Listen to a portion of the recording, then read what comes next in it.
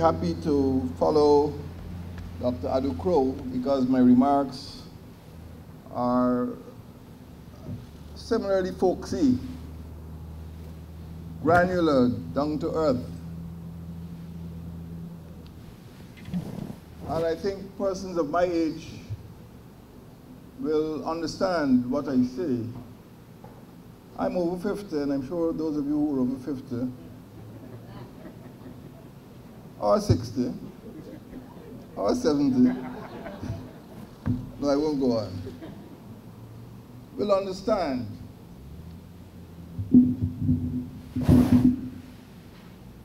movie stars, social celebrities, and business magnates a few years ago were often pictured smoking cigarettes and drinking alcohol.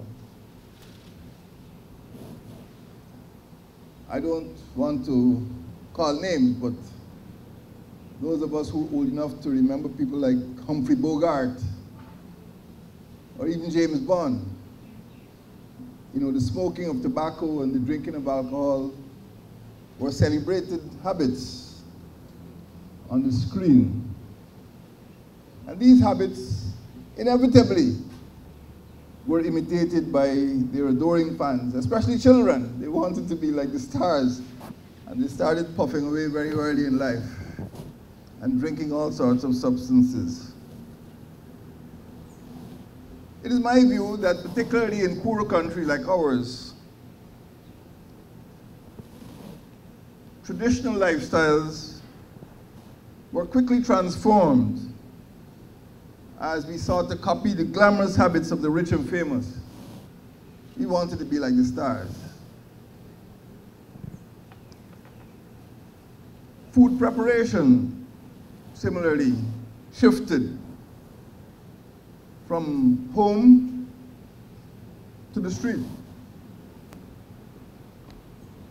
I can remember the first time I had a soft drink or ate outside of my mother's house. But prior to that, food was prepared at home, safe and healthy. Now it's gone to the street. I'm not criticizing anyone. Street food could be safe and healthy. Similarly, you'll remember, ladies and gentlemen, residents of the hinterland and rural regions who were accustomed to preparing food for themselves, reaping products from their own kitchen gardens, started to resort to restaurants, selling sugary beverages, salty, oily, processed food, in preference to fresh, homegrown, local produce. As Dr. Adugo pointed out, even at schools, I sometimes get worried when a school doesn't have a playground. A school doesn't have physical education classes. A school doesn't have annual sports. I wonder what these children are doing for fun. I think I know.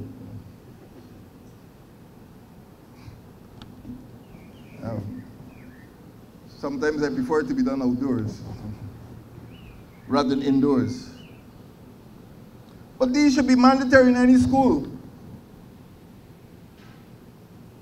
Annual sports, physical education classes should be mandatory. Any new schools being built in Guyana must have playgrounds. We can't complain that we don't have space. Dr. Ducros pointed out that countries with less space find room for playgrounds and sporting facilities. Every school should have one.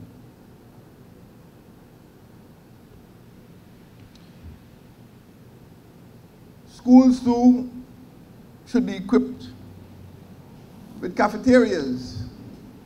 But sometimes when we go to these cafeterias, we see the consumption of cola. I wouldn't go as far as Dr. Aducro and say what type of cola. I'm a head of state, he isn't.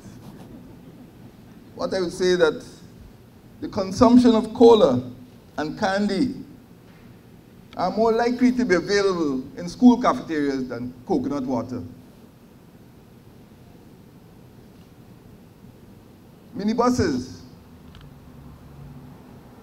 have started to replace, or maybe in some places have completely replaced, bicycles as the preferred means of going to school. And growing up, even a trip to the cinema used to be something to look forward to. If you wanted to see a movie, now all you have to do is go to your living room. You don't have to exert yourself to actually leave home to go to the cinema. So you could just stay home, get fat and watch a movie. And we need to think about these things. They seem to be comfortable, but these are some of the factors which encourage obesity, inactivity, and slothfulness. Perhaps one day we should have something like no minibus day, when everybody must walk or ride a bicycle. What about that?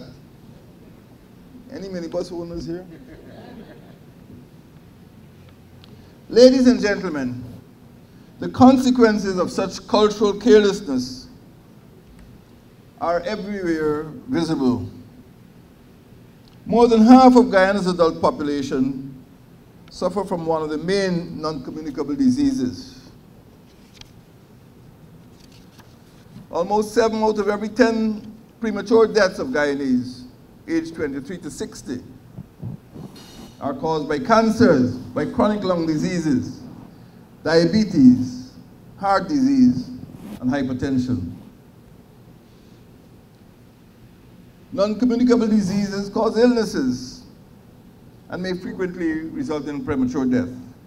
They reduce human productivity, and they exact a huge cost of individuals, or by individuals, on the state.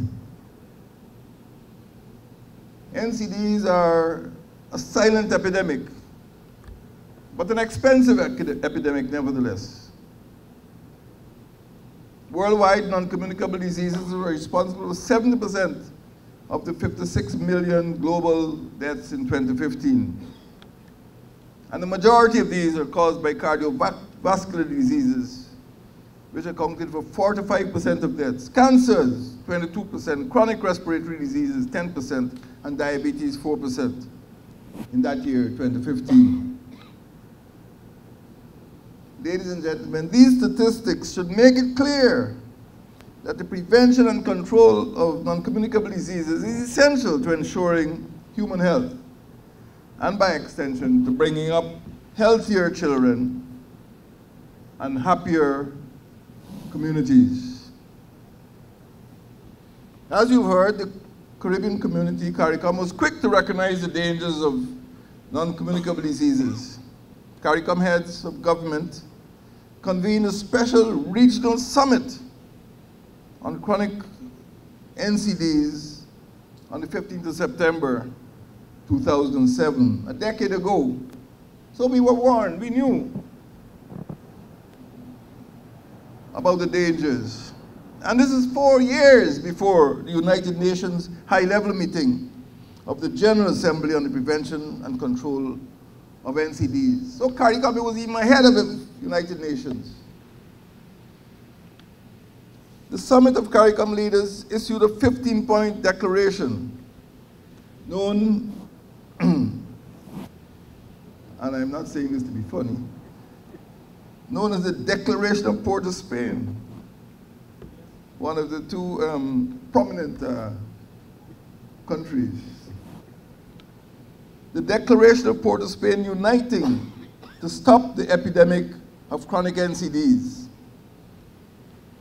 That declaration urged the establishment of national commissions on NCDs, or analogous bodies, to plan and coordinate the comprehensive prevention and control of NCDs. Guyana, in fulfillment of the declaration, did develop a strategic plan for the integrated prevention and control of chronic NCDs and their risk factors, 2013-2020. We acknowledge that. But the government of Guyana recognized the importance of combating NCDs and established a commission. And today we witnessed the establishment of a presidential commission, but there was a commission before for the prevention and control of NCDs. That was established 3 years ago. But it would be impossible to ensure satisfactory standards of public health unless the highest priority was accorded to the prevention of control of NCDs. And that is why I have come here today to lend my name and my office so that children everywhere, schools, adults, the drinking classes, the smoking classes, would know that it is at the level of the president himself that attention will be paid to NCDs and the elimination of NCDs. Thank you for your applause.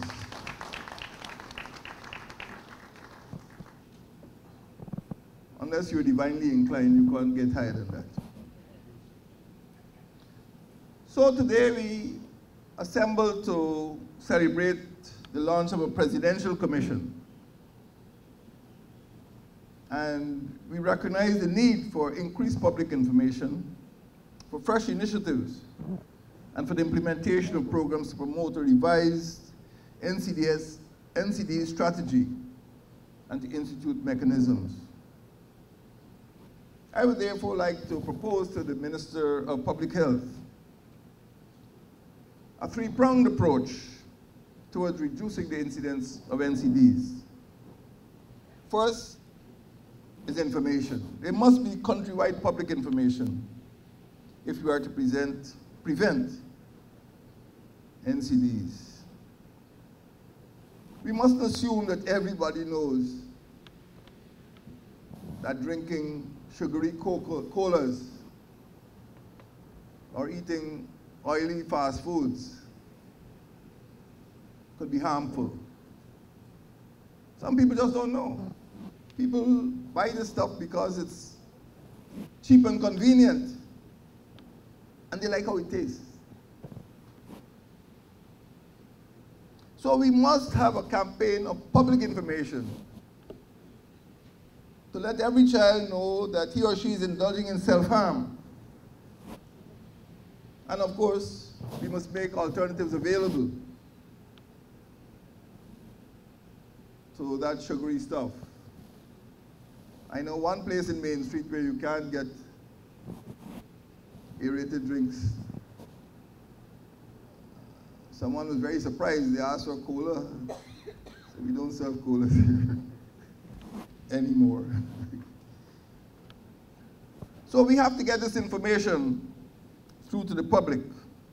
The public must be better informed about the need for lifestyle changes and choices in order to reduce risk from the harmful use of alcohol and tobacco, and from unhealthy diet, and from physical inactivity.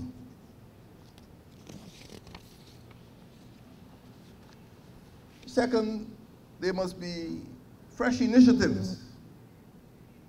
And these initiatives must be led not only by the government, but by citizens, by celebrities. Get celebrities and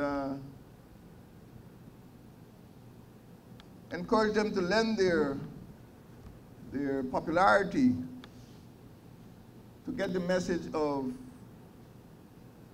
not smoking tobacco, not drinking excessively, exercising frequently to children. Get civil society on board and try to discourage them from purveying commodities which could be harmful to your health, if you could. Get NGOs on board. Ladies and gentlemen, this is an emergency. We are in a state of emergency. And if you ever had a relative who is suffering from one of these 4 diseases, and you had to dig into your pocket for every round of treatment, you would know that we are in a state of emergency. So these measures are not a sideshow. They are serious initiatives to make the whole country aware of the dangers of NCDs. Get the media on board, trade unions. Together, we can help to propel an intense program of responding to the crisis and the threat of NCDs. This is a national effort. It's not a governmental effort. It's not a ministerial effort. Few of us go through life without having a loved one suffer from one of these NCDs. And the best thing we could do is to launch these initiatives to make people more aware of the danger of NCDs. And as I said, it may sound a little jokey now, but even if it's 1 day a month or 1 day a year, people walk to work, bicycle to work. You won't die right away. And thirdly, implementation.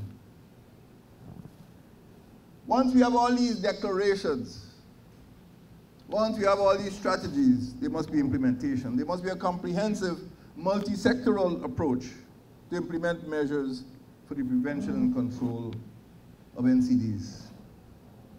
We have a plan, the Guyana Strategic Plan for the Integrated Prevention and Control of Chronic Non-Communicable Diseases and their risk factors, which expires, I think, in 2020.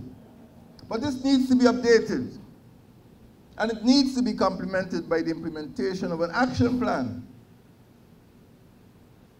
a plan that is aimed at preventing and controlling NCDs. So, ladies and gentlemen, we all have a role to play.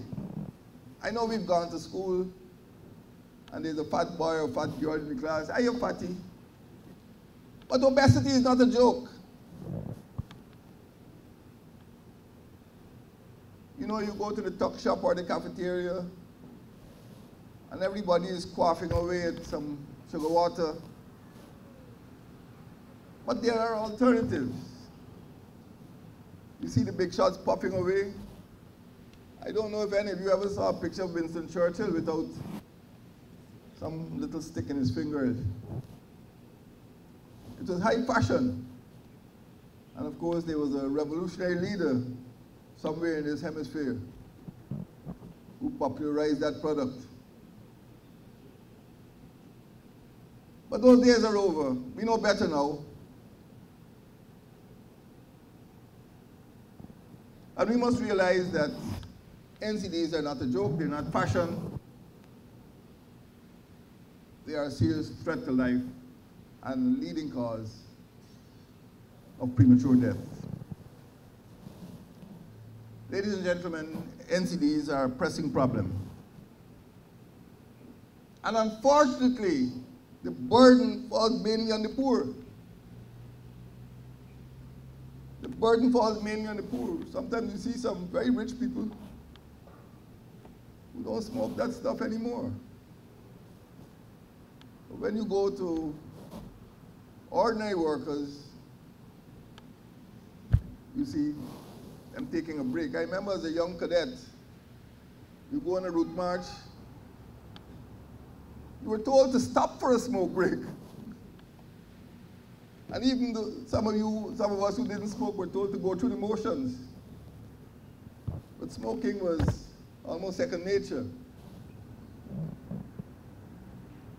But the fact is that the burden falls mainly on the poor and perhaps the less educated. Reducing risk factors, therefore, will not only save lives, but will save money. There'll be more money to buy milk for baby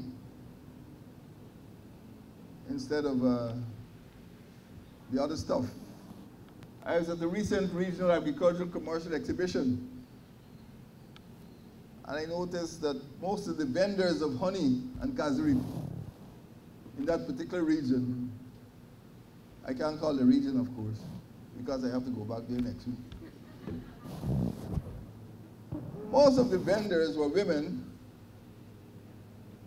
and most of the bottles were vodka and rum bottles. So I said, this is a nice household, this is a cottage industry. The men empty the bottles and the women fill them. But I instructed my Minister of Business to start providing other bottles. So we discouraged the men from emptying bottles to give their wives to fill with cashew.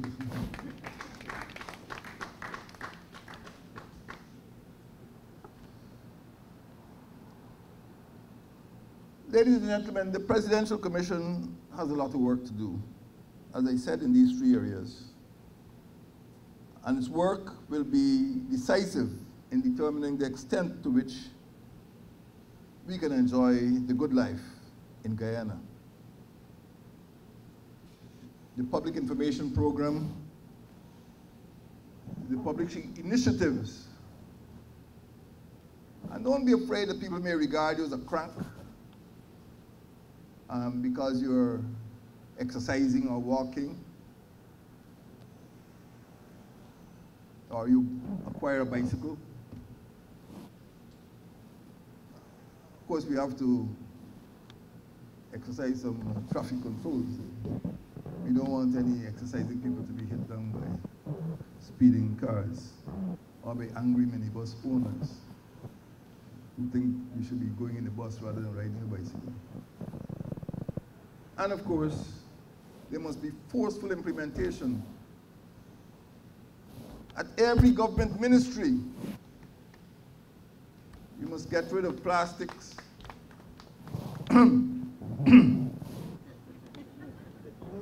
No, I just came from Nairobi, you know, at the United Nations Environment Program there. You can't get water in plastic bottles anymore. You have to use glass bottles. So there's less plastic. I think the point is taken. No, we must be serious about this. And you go to some event organized by a state agency, none of this bottled sugar water anymore. There is a rich market for local juices, passion fruit and soursop drink and tamarind, mabi, and so on. A rich market, and people are prepared to produce those commodities by the liter. So let's make sugar water history.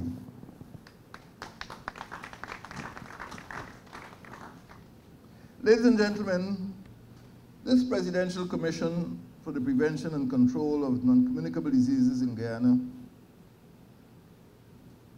I repeat, can succeed if it's based on better information, more initiatives on the part of all of society, and the implementation of campaigns aimed mainly at our children. I would like to see a nation of happier children and healthier communities. With these few words, I am very happy and proud to declare the launch of the Presidential Commission on Non-Communicable Diseases open. Thank you.